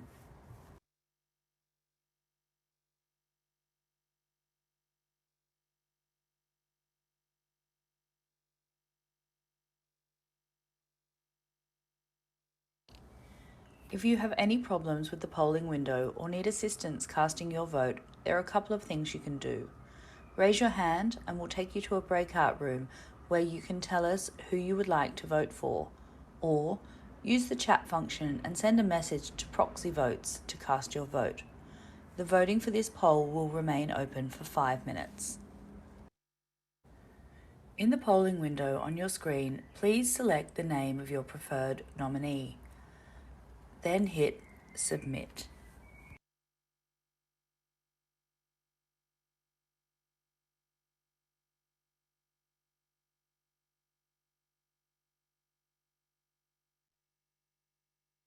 The polling window will disappear. Your vote has been recorded.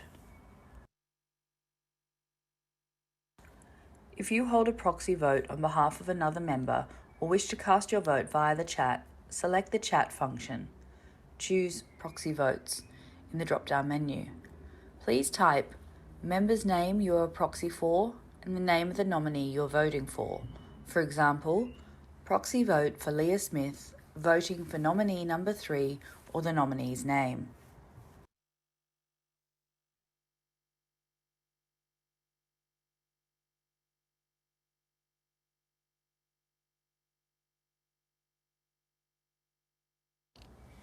If you have any problems with the polling window or need assistance casting your vote, there are a couple of things you can do. Raise your hand and we'll take you to a breakout room where you can tell us who you would like to vote for, or use the chat function and send a message to proxy votes to cast your vote. The voting for this poll will remain open for 5 minutes. In the polling window on your screen, please select the name of your preferred nominee. Then hit Submit.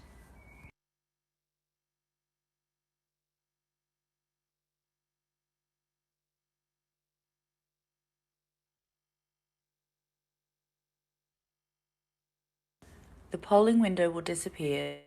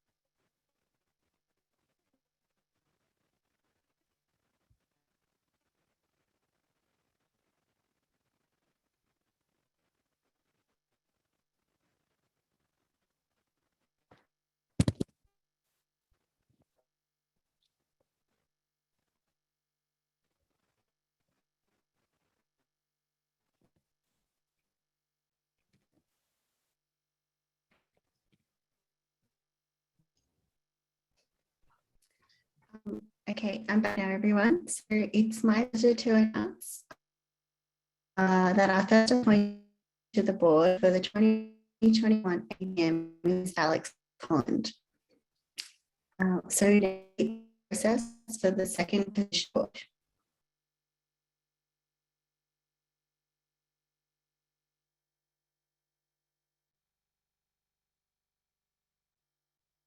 I've got to.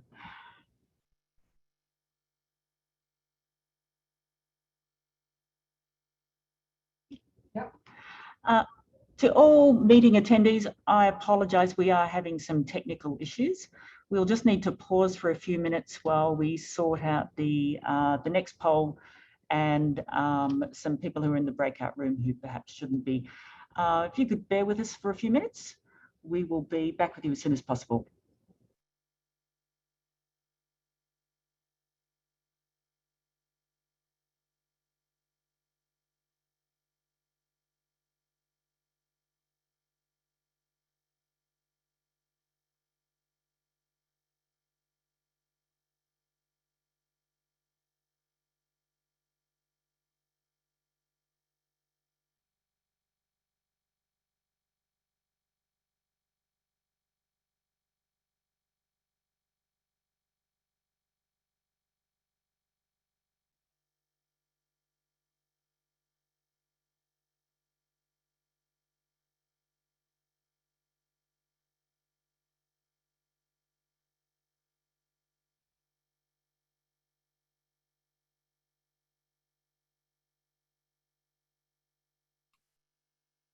Wait.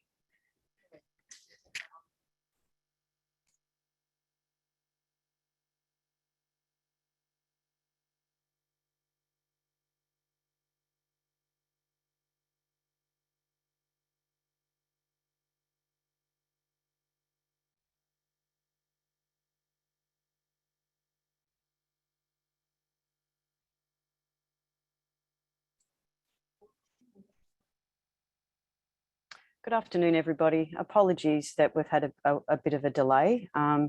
Pan's internet connection is not serving them very well. So, Pan, you have your hand up. Sorry, I think I fixed the problem. I'm back now. Very sorry. Do apologise for the inconvenience. Back to you, Pan.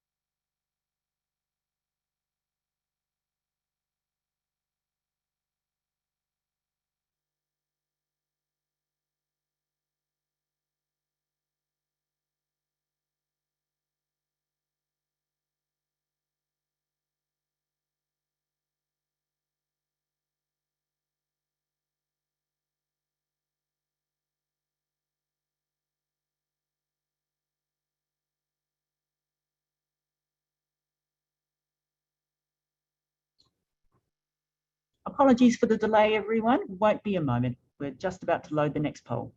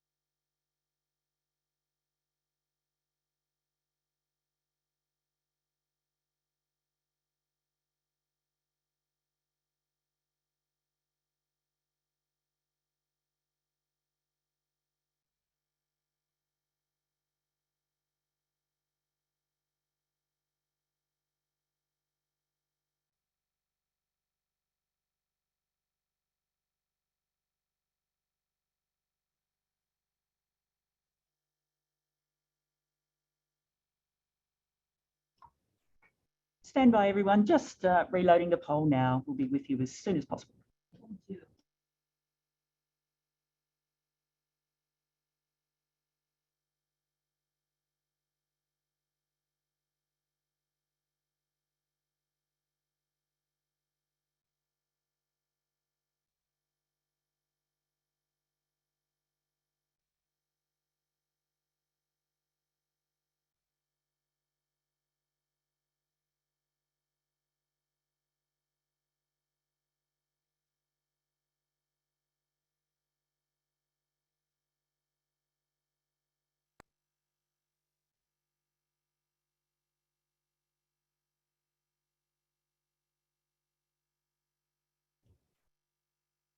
Okay, everybody, we appear to have lost Pan, but the The poll polling is window now. will disappear. Your vote has been recorded.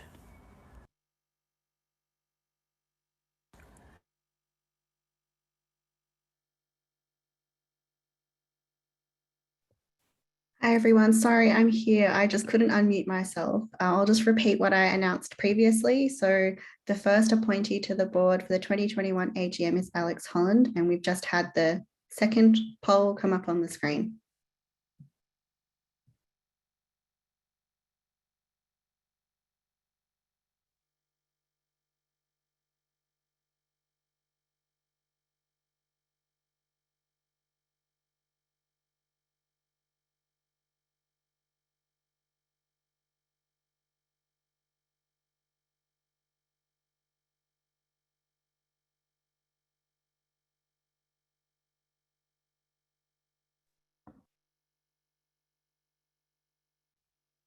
Votes to cast your vote.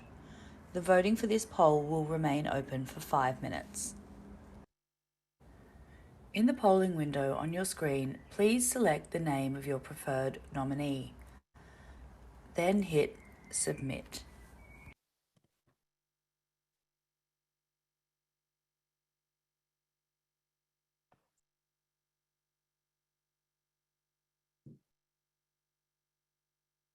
The polling window will disappear. Your vote has been recorded.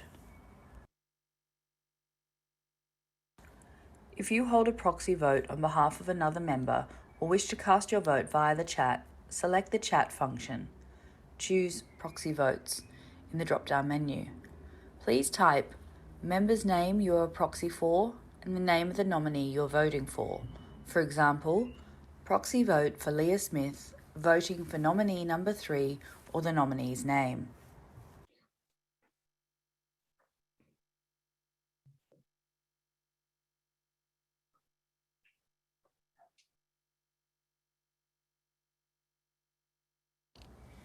If you have any problems with the polling window or need assistance casting your vote, there are a couple of things you can do. Raise your hand and we'll take you to a breakout room where you can tell us who you would like to vote for, or use the chat function and send a message to Proxy Votes to cast your vote. The voting for this poll will remain open for 5 minutes. In the polling window on your screen, please select the name of your preferred nominee. Then hit Submit.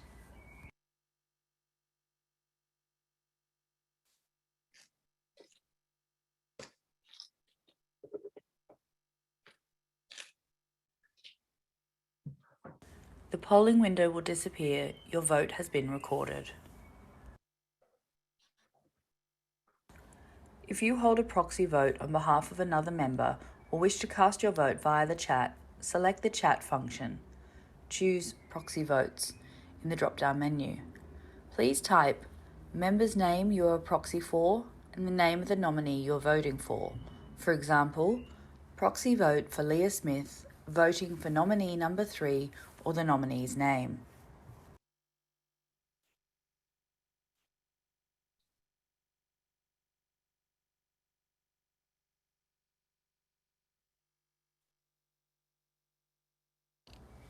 If you have any problems with the polling window or need assistance casting your vote, there are a couple of things you can do.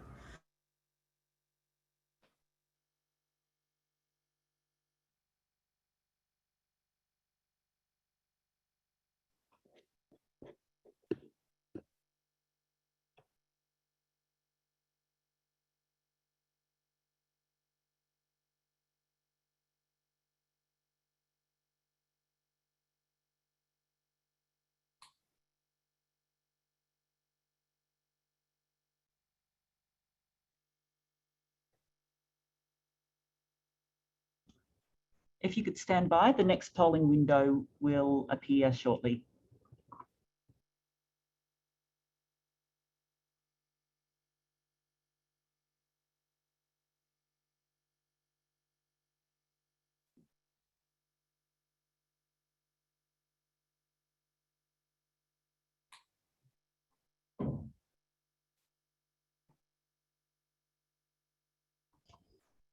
So reiterating for everybody, just to repeat the with this poll that we're about to run now, because we had a technical issue with that last one, if you could vote again as you did in that last poll, that would be terrific. Thank you.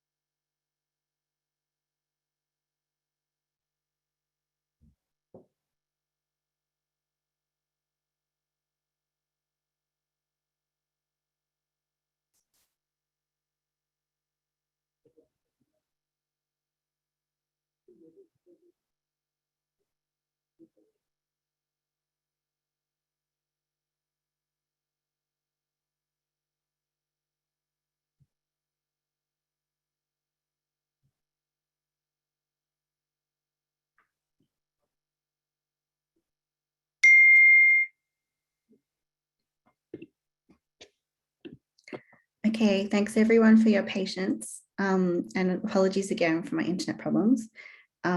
It's my pleasure to announce that the second appointee to the board is Helena Jordan. So congratulations. And now let's go to the poll for our third board position.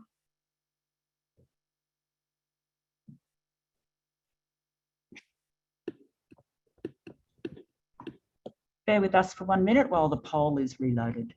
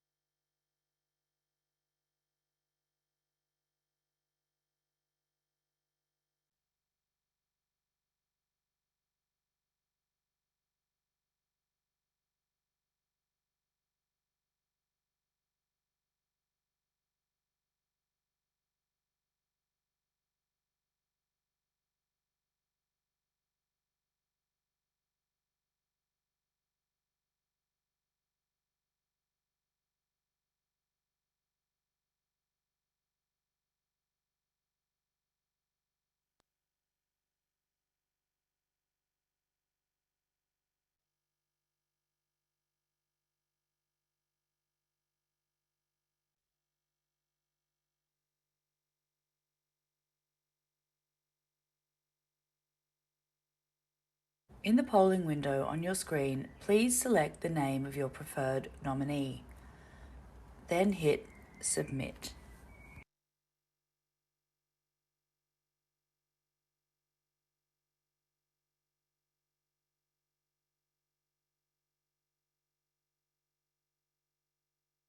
The polling window will disappear. Your vote has been recorded.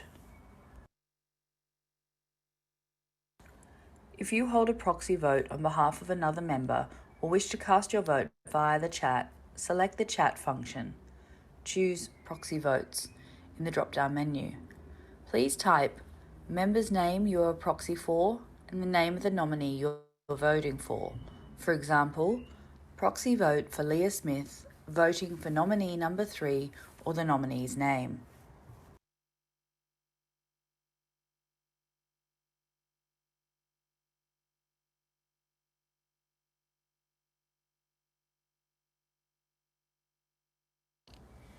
If you have any problems with the polling window or need assistance casting your vote, there are a couple of things you can do. Raise your hand and we'll take you to a breakout room where you can tell us who you would like to vote for, or use the chat function and send a message to proxy votes to cast your vote. The voting for this poll will remain open for 5 minutes.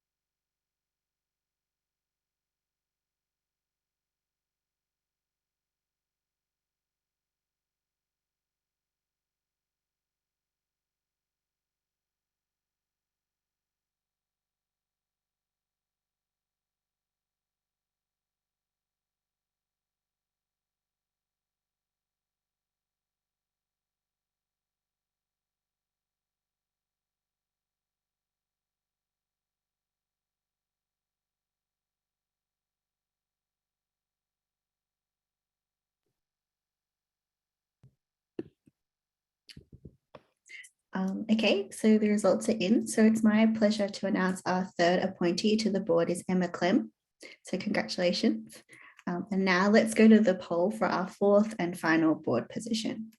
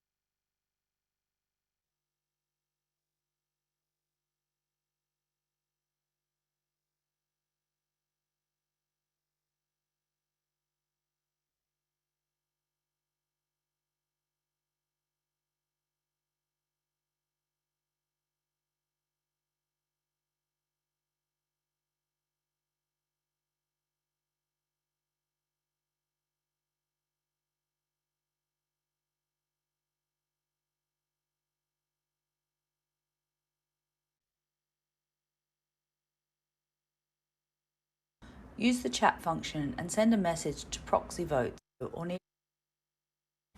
If you have any problems with the polling window or need assistance casting your vote, there are a couple of things you can do. Raise your hand and we'll take you to a breakout room where you can tell us who you would like to vote for, or use the chat function and send a message to proxy votes to cast your vote. The voting for this poll will remain open for 5 minutes.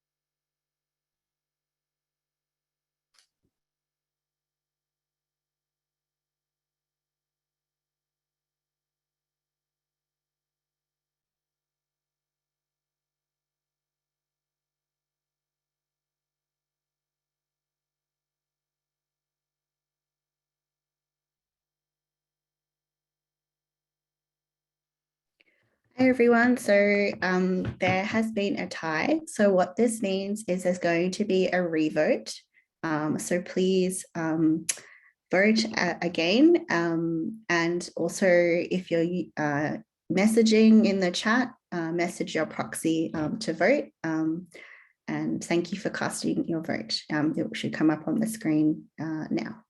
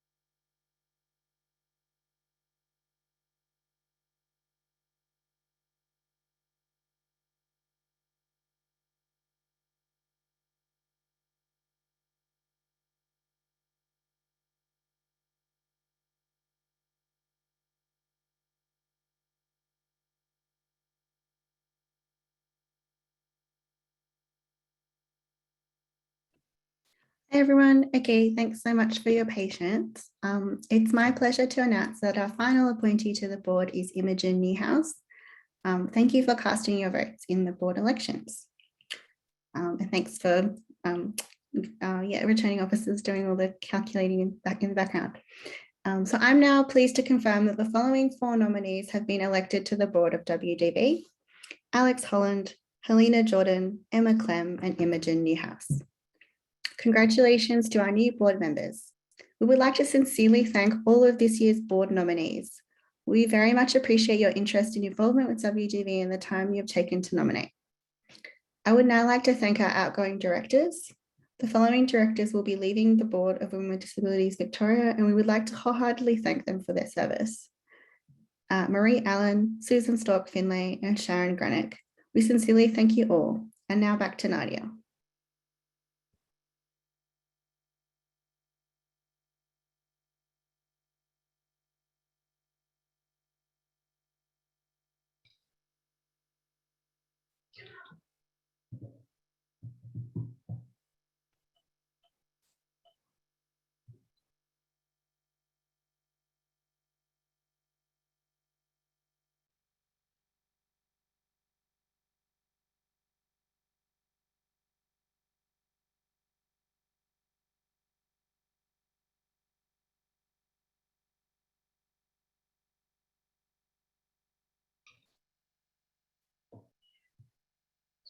Thanks, Pan. Sorry for the delay. My unmute key is definitely not working today.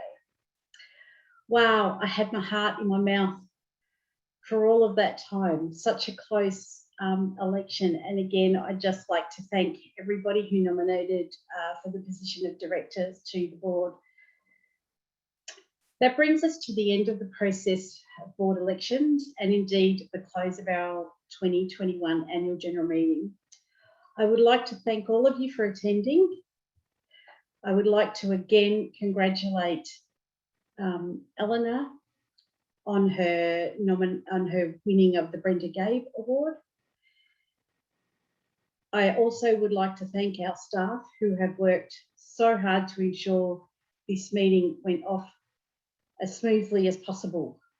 I would also like to thank our consultant, Ben Crompton, for his incredible technical, can't say the word, support. Finally, I would like to congratulate our new directors and acknowledge our outgoing directors for their contribution to the WDV board. Thank you all for attending. Hopefully see lots of you next year at possibly a face-to-face meeting or annual general meeting, or at least a hybrid version of such. Thank you all for coming.